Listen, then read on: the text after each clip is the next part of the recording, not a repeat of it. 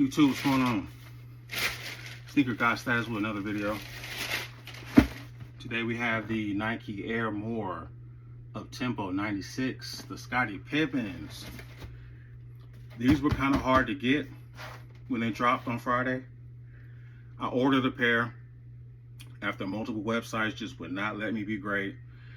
And I was concerned about the size 13 that I ordered would be too snug. I normally get a 14. These are the 2015 pair. We're going to talk about that in a minute. But I went into DTLR, tried on the 13, and they fit perfect. I have not experienced a Nike Uptempo fitting true to the OG since 2007. That's crazy.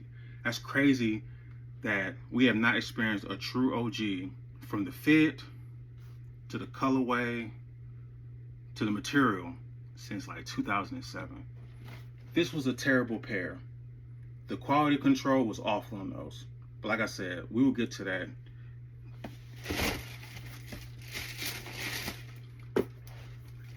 And for those that want to argue and complain about the extra white paneling, it's actually going to help the shoe probably stay a lot more wearable. I think Nike knows the Durabuck is going to just do what it do. But also, if you really look at the pictures of the earlier models, even with the takedown, because I had the takedown, I had the Nike More Uptempo.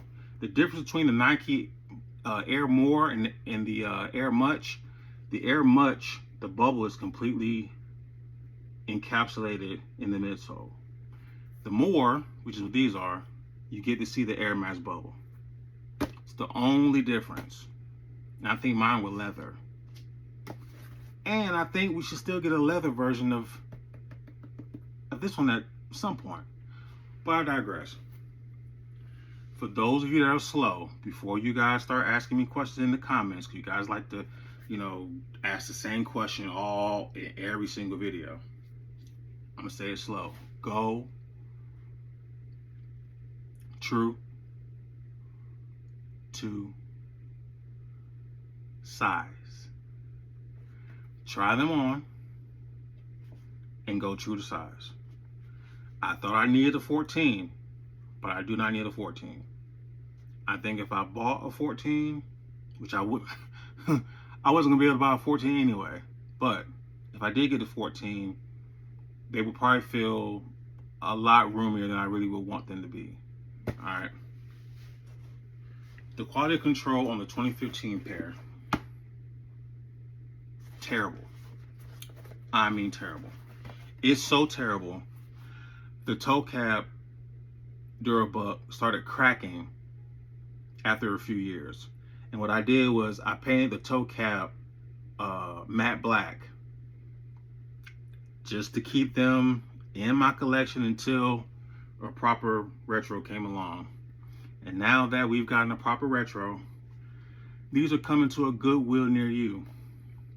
Somebody will enjoy them, but I must warn you, they did separate, and I did have to re-glue them a couple of times.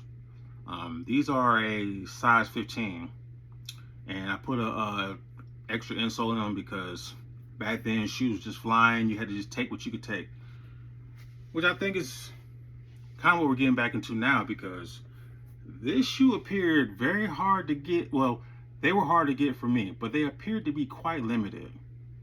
I don't know if they were limited or they just did not make enough and they're gonna hit us with a mean restock. But I'm glad I have my pair, and I've got another pair coming. Yeah, I mean, that's all I can really say about these. These are walking the plank, and these are gonna replace them right on top of this shelf right here.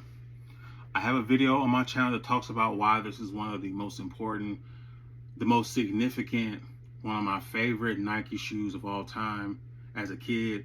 If you want to check that out, I'm not going to go over it in this video, but these will always be in my collection. And when they retro again, I will reevaluate how both of my pairs are before I make that decision. But these will always be just one of those shoes, just like the flight gloves. regardless of what the sneaker content people say, the overall nostalgia of this shoe will not be diminished by a little bit of extra white paneling. That's just a bunch of malarkey, alright? These gotta go.